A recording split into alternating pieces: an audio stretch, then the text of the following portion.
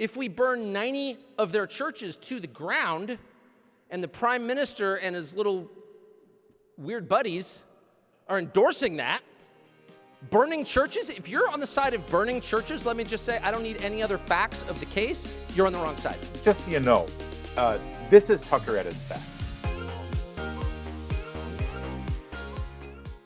Keep going. I'm out of control. Unleashed in Canada. Tucker Carlson doing what only Tucker Carlson can do. He's playing to a sold-out arena up in Canada, Alberta. I remember he called Justin Trudeau and left a voicemail to warn him that he was coming to liberate that country. Thank you for your call. You have reached the media line. For all urgent requests, please send your request by email.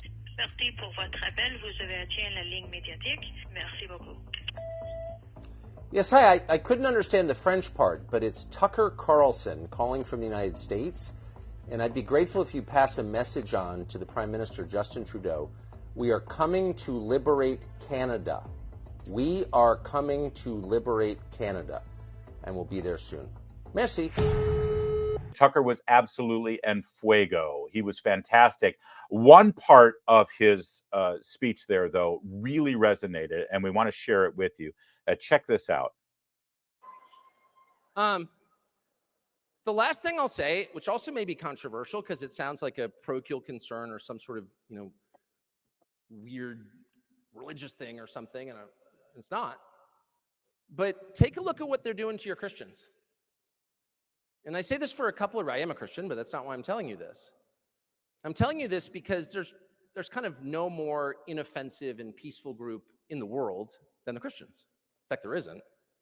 Their religion tells them, commands them to turn the other cheek and to put the concerns of others above their own concerns.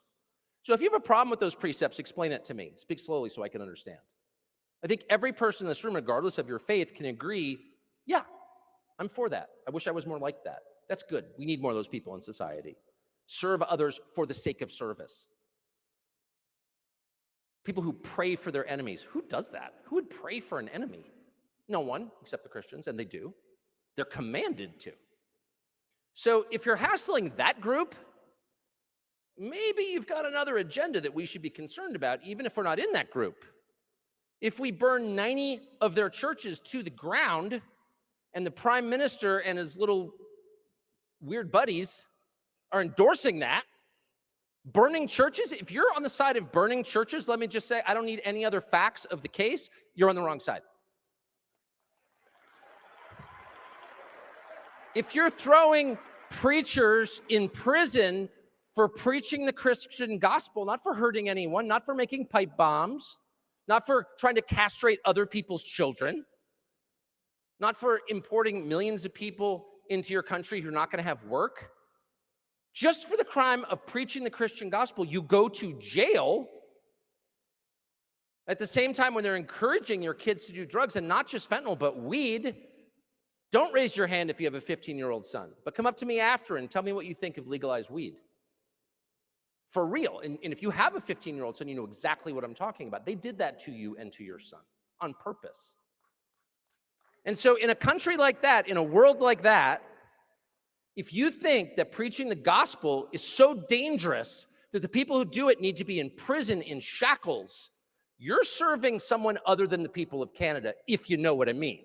There's a little bit more to this, and we're going to let Tucker have the last word because it's pretty brilliant, as you can see. It's great stuff. But I want to give a little context because a lot of people, especially here in the United States, you might not know what he's talking about with regard to over 90 churches in Canada being burned, and who would be in favor of that? Who would be supporting that? Well, it's true. Since 2021, over 90 churches have burned to the ground. Most of them are under suspicion of arson, and the people who have actually defended this are remarkable. One person's name was Harsha Walia, the executive director of the British Columbia Civil Liberties Union, like their version of the ACLU.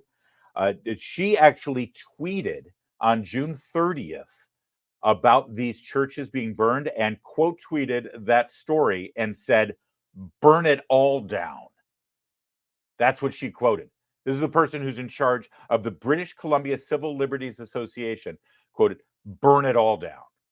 And as Tucker just responded there with regard to Justin Trudeau's administration, The Prime Minister himself, Justin Trudeau, in reacting to the church burnings in his country, said this. Are you ready? Said, the church burnings are fully understandable, and people have gone decades and even generations living with intergenerational trauma, with outcomes and institutional racism that has created extreme difficulties for Indigenous peoples across this country that are also the legacy of residential schools. In other words, the Christians probably had it coming because of their missionary work in this country. Now, to be fair to Justin Trudeau, a grace and privilege he would probably never extend to a conservative. He did, in that same statement that sounded like he was equivocating, rationalizing, and defending the burning of churches, he also said, and I'm quoting him, it was wrong and unacceptable to burn churches to the ground. So there you go. I mean, in addition to that really long rationalization for violence against churches in his country, he also said in 3 words, wrong and unacceptable. So there's that. But how brave and fabulous for Tucker to go into Canada and raise this issue. And of course, by the way, the arrests of ministers and people of clergy for praying and being nonviolent, we've already covered that story quite a bit. It's happened in the UK and in Canada. Absolutely. If you pray in front of an abortion clinic, you'll be arrested for a thought crime.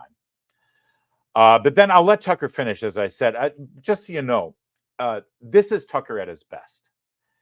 If you haven't seen his speech at the Heritage Foundation 30th anniversary, you need to do it. In fact, it was on a Friday right before he was fired from Fox News the following Monday. A lot of people speculated that part of the reason he may have been fired is because that speech was so passionate about his Christian faith and about how Christians are under fire in this country.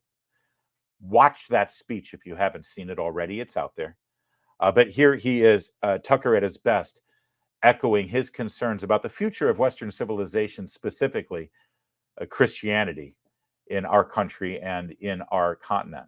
That's really scary. And I don't care how much they dress it up in the passive-aggressive, self-help language of the modern left. Well, it's really about public safety. Every time I turn on your freaking television shows, everything's about public safety, which is a euphemism for hard-edged fascism, actually. And frankly, I'm a little bit more comfortable with the old-fashioned variety, where guys in tight uniforms goose-step through your town, because at least you know who you're fighting. And you know what's going to take to liberate your town. Get rid of these people and everything will be okay.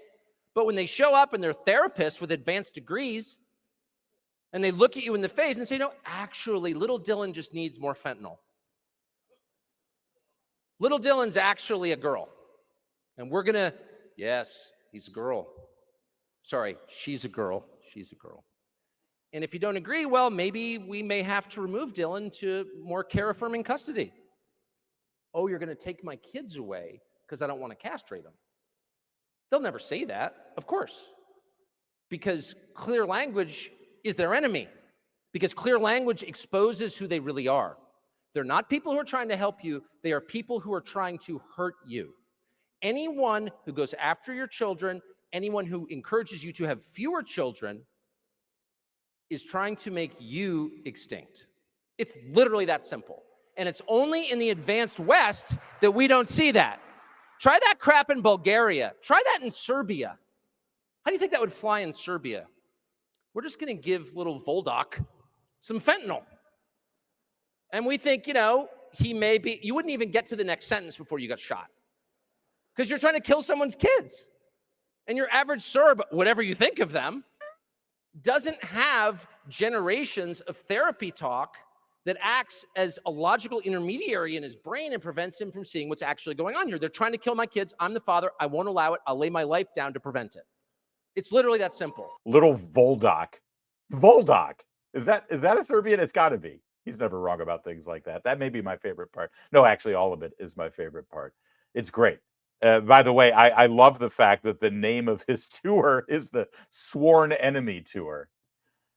It's spot on. And strangely, Even Justin Trudeau was spotted in the crowd, really enjoying himself. Look at that. What's wrong with who claps like that? Even when your team scores a goal. Look at the woman right next to him about to get like smacked in the face by his aggressive applause.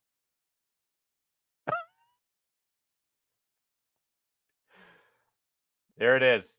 Justin Trudeau really enjoying Tucker Carlson's sworn enemy tour up in Ottawa. As bad as things are here in America, we can always have that as our final side. We can lament and complain about everything that's going on in this country, but then always take a deep breath and say, ha, at least we're not Canada.